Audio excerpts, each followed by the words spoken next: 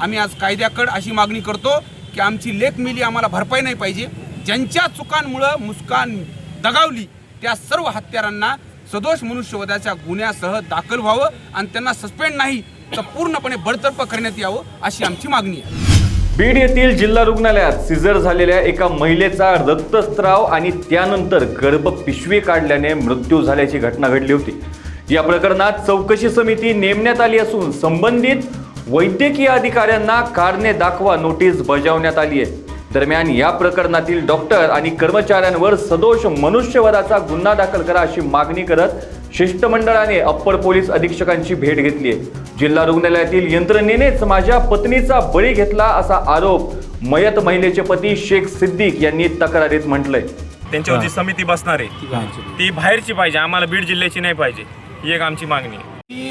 बीड रुग्णालयामध्ये जे हलगर्जीपणा होतो त्याच्यामध्ये आमची एक मुस्कान नावाची मुलगी बाळंतपणासाठी इथं आणली आणि त्यामध्ये सरकारी दवाखान्यामधले सगळा स्टाफ आहे, जो लेबर वार्डमधला आहे, तो अतिदक्षतामधला असेल किंवा तो कुठल्याही वार्डमध्ये असेल, त्यांच्या हलगर्जीपणामुळे एक 23 वर्षाची माता दगावली।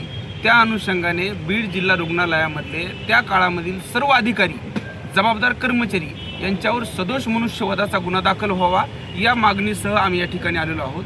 आज मितीला त्या मातेचा 2 दिवसाचा मुलगा आणि 3 वर्षाची मुलगी अनाथ झालेली आहे।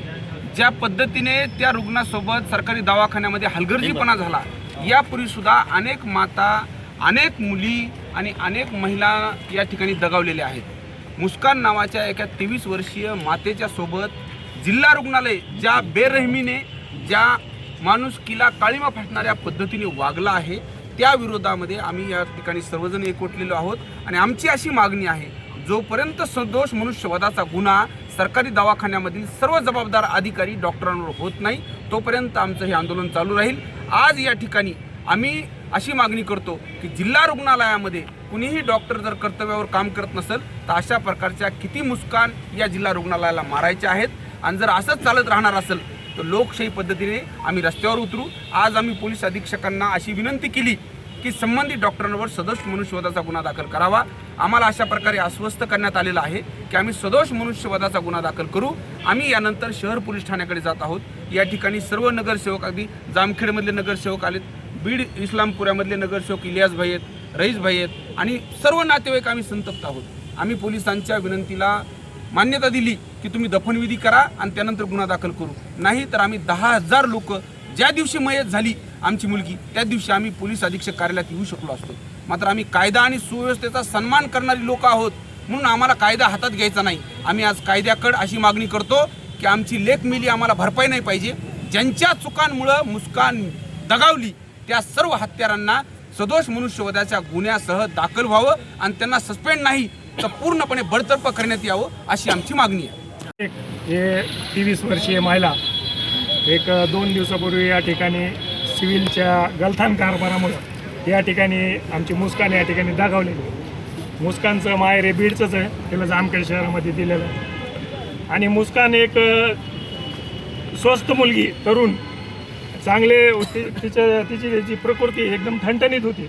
ज्यावेळेस तिला हॉस्पिटलमध्ये दाखल केलं त्यावेळेस ते नवीन जिल्हा रुग्णालयाचं उद्घाटन जिल्हाधिकाऱ्यांच्या हस्ते या ठिकाणी ठेवण्यात आलं होतं। त्यावेळेस आमची मुस्कान देखील त्या उद्घाटनाच्या कार्यक्रमाला उपस्थित होती आणि त्याचा रिबिनच त्या हॉस्पिटलचा मुस्कानच्या हाताने या ठिकाणी कापण्यात आलं आणि ज्यावेळेस मुस्कानला परिस्थितीसाठी या ठिकाणी दाखल केलं होतं तर चुकीच्या पद्धतीने तिच्यावर या ठिकाणी उपचार करण्यात आला आणि तिची गर्भपिशवी आणि अनेक त्याला वेदना देऊन या ठिकाणी हाल करून या हॉस्पिटलच्या कर्मचाऱ्यांनी तिचं या ठिकाणी खून केला असंच मी या ठिकाणी म्हणेन।